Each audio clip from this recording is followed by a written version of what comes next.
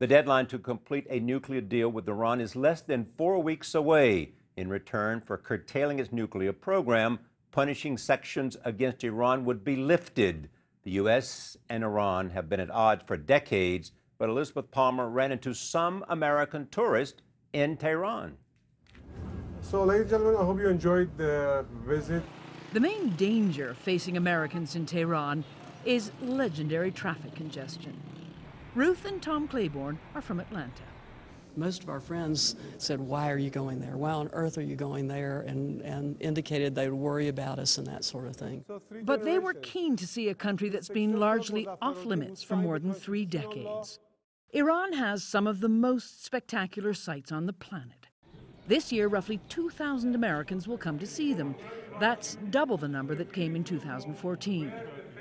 Now, there are some places that aren't on the tour, and one of them is the former American embassy behind me, closed since 1979.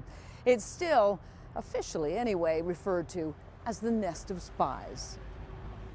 Events like the U.S. hostage-taking in 1979 or the hardliners who chant "Death to America" remain politically sensitive. We didn't hear any death to America. In fact, we heard just the opposite. I think the average Iranian in the street is excited about the possibility of a nuclear deal with the United States. Ibrahim Pour Faraj is counting on a deal. You say this is the biggest hole in Tehran. Yes, in Middle East, actually. The biggest hole in the Middle East. Middle East. He runs Pasargad, one of the biggest tour companies in Iran. And he's invested in this vast construction project that will be, by 2017, a 54-story hotel and conference center. So you're really hoping, needing the sanctions to be lifted? We'll carry on in any case, he says, but without sanctions, doing business will certainly be easier, and more tourists will continue to come. Elizabeth Palmer, CBS News, Tehran.